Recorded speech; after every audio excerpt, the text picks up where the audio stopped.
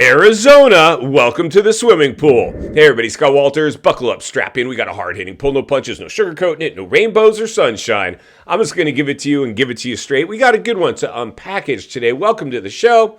I hope everybody's doing great. So today we're going to take a little field trip over to Bullhead City, Arizona, I believe. And one of our subscribers, if you're new, please get subscribed. I'm a licensed real estate agent based here in California, but I work all over America helping you nice folks, and it's been an honor and a privilege.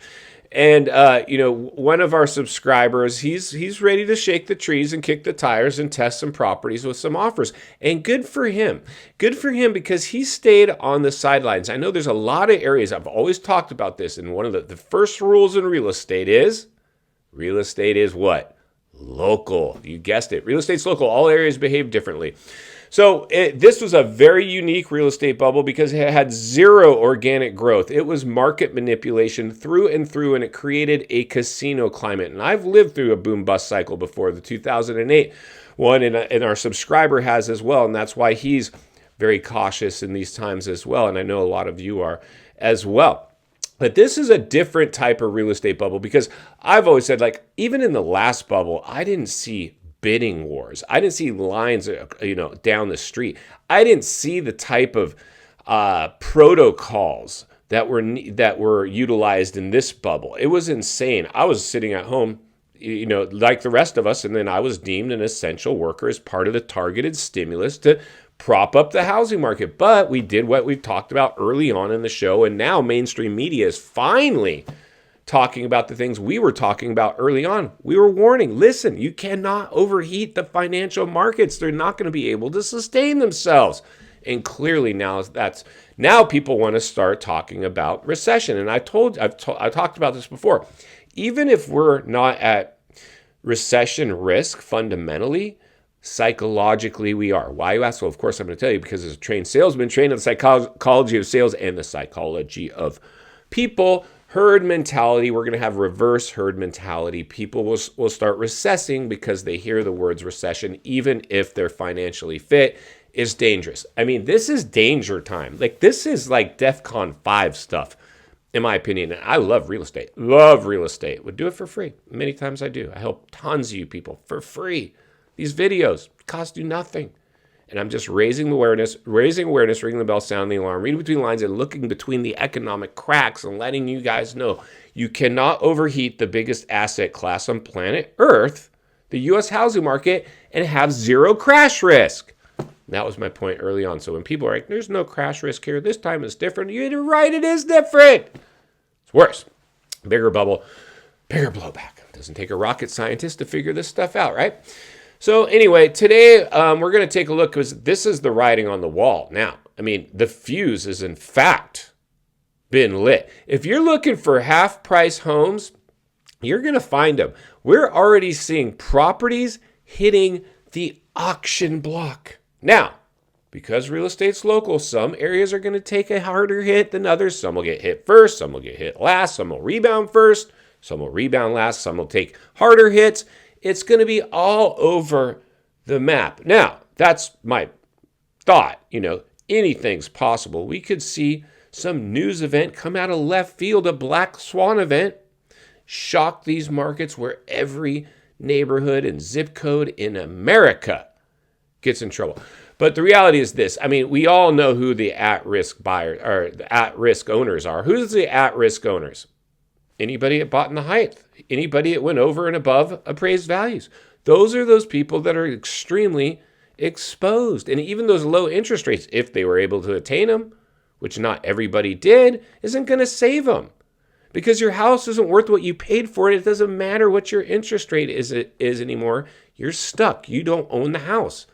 It owns you. So without further ado, let's jump over and take a look at the climate in Bullhead City, Arizona, and see what their real estate's doing. Then we're going to meet back here and wrap it up. Let's get started. All right, let's start out with our subscriber email. Hi, Scott. It's been a while since our last chat. They had this up for $245,000 last year. Total rehab needed. But the price is almost getting to where I like the odds. Hope you're well and all is good. Thanks for the videos you post. It's about to get real. A brother survivor of '08, Tim. Well, thanks, Tim. Let's go ahead and jump over and take a look at this property. All right, welcome to Bullhead City, Arizona. Let's go ahead and travel over to today's featured listing. I hope you like the desert and I hope you like brutal heat because that's exactly what you're going to get in Arizona. Unfortunately, they had another real estate boom and their prices are not holding up as properties now are starting to tank all over the state and certain pockets are tanking hard. Let's go ahead and take a look at today's featured property. Now let's tour today's featured home. And as we can see, this one is in fact on the auction block. This thing has basically been abandoned and gone bank owned. And this is a sign of the times, friends. And as we can see here, the electricity's off. Nothing shows well. And they are desperate to get this thing off their books. Let's go ahead and dig a little deeper. As we can see here, our property is going to start at $137,500 for this 2-bedroom, 2-bath, 1,697 square foot single family home. Unfortunately, I think they're going to be lucky to get even that, as this property does not show well and does not show well at all. I'm not even sure an investor would touch this one. For me, I'm going to definitely throw a low ball offer. I would not engage in any bidding wars on a property like this when there's other properties move-in ready that are probably close to the same price. Our description reads, please call the auction company with any questions regarding the property. A buyer's premium of 3% of the winning bid amount will be added to all winning bid amounts to determine the total purchase price. 2 bedrooms, 2 baths, built in 1988 with 1,697 square feet. So not only are you bidding on this, they're going to tack on 3% because they want to get paid too.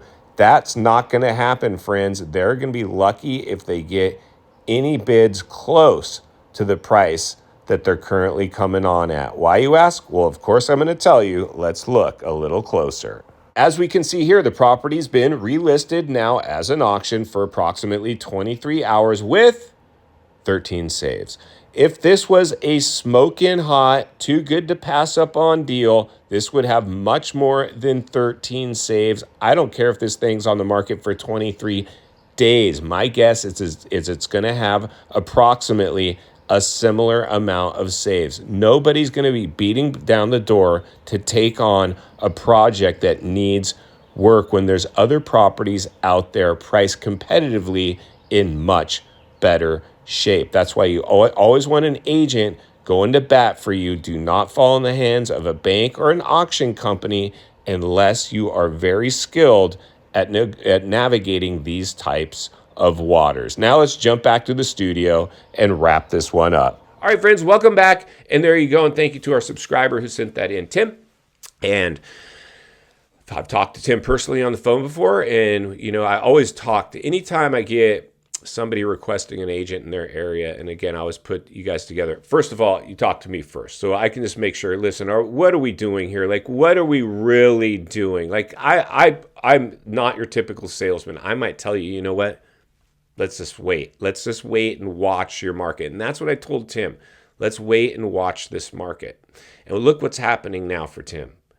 That house is now $130-something thousand on the auction block. It started its journey, according to Tim, at $274,000. That was in the height of the euphoria, but they made the cardinal mistake, didn't they? What's the one thing that I preach here, probably more than anything else?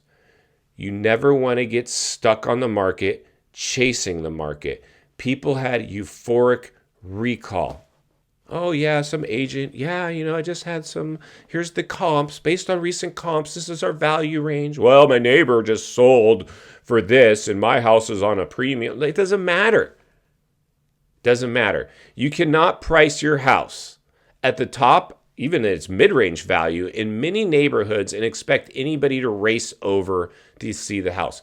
Me, personally, if I'm holding your open house, the best way for me to get you an offer is to fill that house with people. How can I fill that house with people? Because once people see other people around, they're like, oh, wow, this thing's getting a lot of interest. I better come in with a good offer. If it's crickets, a ghost town, first of all, if I can even get them to write at all, because they're like, nobody's interested in this house. Like, now I'm not. It's all the psychology of sales. So if you come on the market at the top of its price range, I'm not going to get anybody over to see your open house in many neighborhoods across America. I need to price aggressively. I need to find out who my competition is and beat them. In final thoughts, I come to you as a friend, as a content creator, as a real estate guy that wants to see you not only win in real estate, win in life. Understand the waters you're swimming in now, they're shark infested. Arizona, welcome to the swimming pool. A lot of neighborhoods like the one we looked at today, Bullhead City, Arizona, I think is known as by the locals as the armpit of Arizona. A lot of areas had no business experiencing those run-ups. Here in California, there was an area called Bakersfield that used to be called the armpit of California.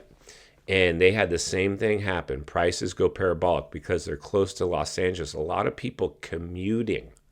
They bought in areas where it was a little cheaper, and now they're stuck in their cars commuting, sacrificing their quality of life just to get in to an upside down asset. It's a horrible thing to do. I did that in 2007. I bought a house an hour away from the office because I could save a little money based on something that was closer to my office.